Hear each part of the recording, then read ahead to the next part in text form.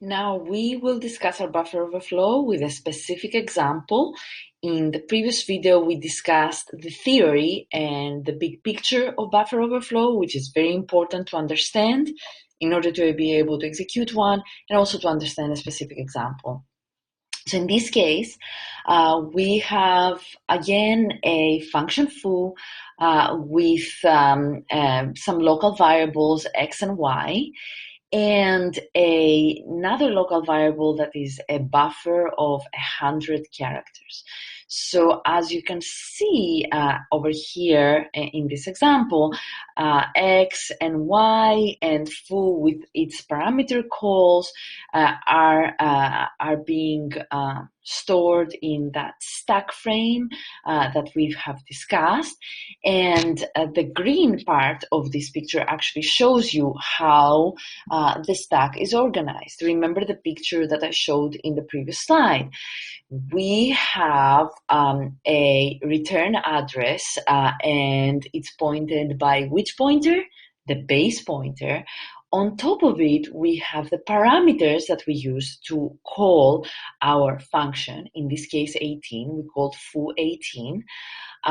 We have a return address, as we said, because we're calling a function and we need to be able to return back to our main. That's what this return address is giving us. And then we have our saved stack pointer over here, that SP that we had in the previous video. And then below that, the local variables of function foo are being allocated in the stack frame. So you can see the buffer of 100 characters growing down and the variables x and y.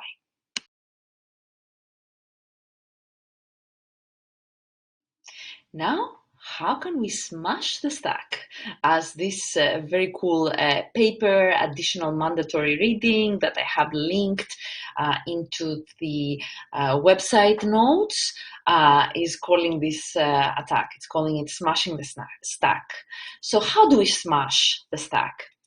The general idea, as we have said before, is to overflow the buffer so that we overwrite the return address that I showed you in the previous slide that indicates to us where we should return the code execution.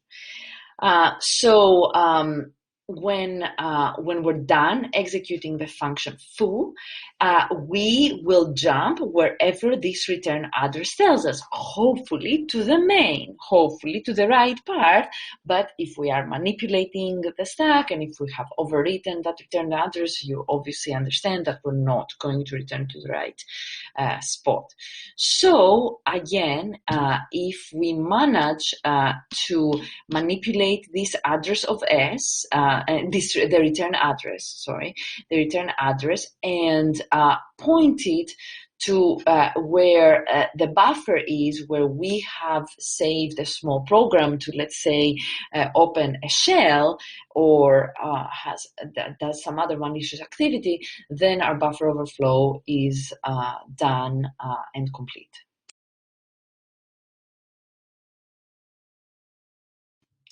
I will be including, of course, additional videos with my recorded lectures. One of these is one of my favorite ones. It took me a while to find this one, so I even have this in the slides. I'm also going to put it out on announcements and on Oaks.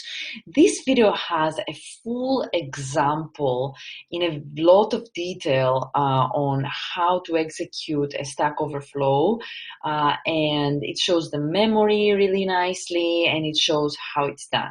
So strongly recommend that you watch this video and all the other additional videos that I would add together with my lectures.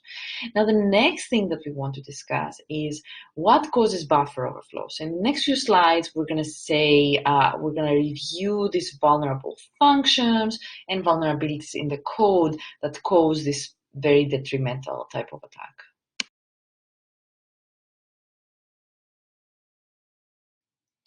C functions that do not check buffer sizes, such as string copy, get s, get string, and all that reads user input, and others are a big part of the problem. And C and C++ that use these functions are still very popular languages. They're still top 5 in popularity of high-level programming languages. So the problem persists, and if only developers knew that there are other libraries that actually check the sizes, like for getS, for example, there's fgetS that actually checks the size, takes a specific size of the input, then we would be avoiding this problem. The problem is very similar as SQL injection, that developers are not aware of prepared statements and therefore do not use them, and therefore SQL injection is one of the biggest problems with software nowadays. Similarly, with buffer overflow, there are defenses that are already embedded in the code. We just need to be aware of those as developers.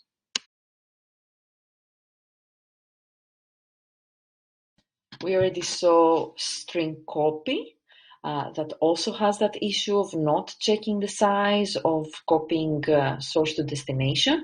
However, again, there is a better function, strncopy, that copies a specific size source to a destination.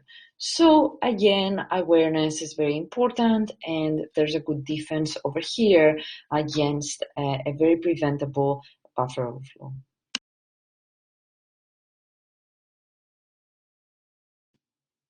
One of the best ways to visualize memory is the GDB, the GNU debugger. Actually, I learned programming using this debugger. So at the time that there were no IDEs. And now it's very, very useful for visualizing the memory, visualizing the stack, finding these addresses, and especially when you have to do, like I said, when you have just the executable of some software and you're trying to figure out if you can use a buffer overflow against it, or you're testing it for buffer overflows, but using it as a black box, just the executable, then you definitely need GDB, because you want to analyze how the code is organized in the memory. You need to see the assembly code. That's one of the features that it gives you. You also need to see the addresses, the address space. You can print registers and figure out how to execute your buffer overflow, or test your software for weaknesses such as buffer overflow. I have some good tutorials over here. You will be using GDB a little bit again in your code, but you're not going to be going blindly. You're going to be executing very specific examples that are bits and pieces of what constitutes an actual buffer overflow.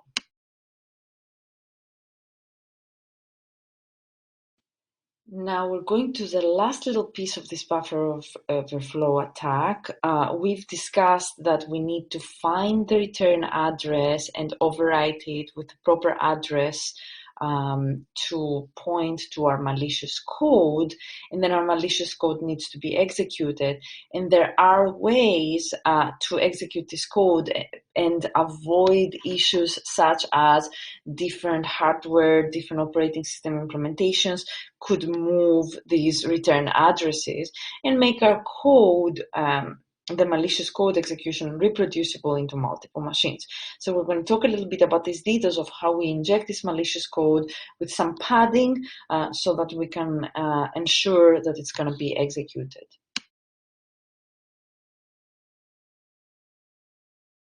So the last piece of the attack, after we have visualized the memory, we have found where the return address is, we have overwritten this and all that, is to find exactly where we need to land. And we need to land somewhere where our local variables are being stored in the stack frame. Now, we cannot know exactly where to land. We know that, for example, there's a buffer of 100 characters and a couple more local variables over there. This is something that we have extracted through reverse engineering the software that we're analyzing. But how do we know exactly where to land? Where we can put what we call padding or no-op instructions In hexadecimal, these are hex 90, and pad the buffer before the malicious code is injected, and have some leeway depending on how the memory is organized to not be perfectly accurate with our return address. So our return address could land anywhere in the middle of these no-op instructions, and we don't do anything until we get to the actual malicious code, and then we execute this malicious code. So this is one way of making sure that the buffer overflow is reproducible, because as you will see, it's difficult to create one and make sure that it executes in any computer.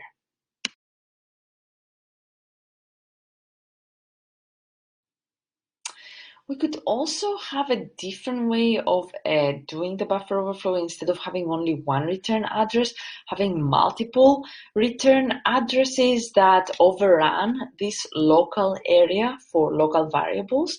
And then again, have our no-op and the actual malicious code in that stack frame. That is another trick to make sure that we're going to reach that return address. We may duplicate it a few times, and then this return address will land us to that no-op, which we also call the slide, because it's like sliding towards the malicious code.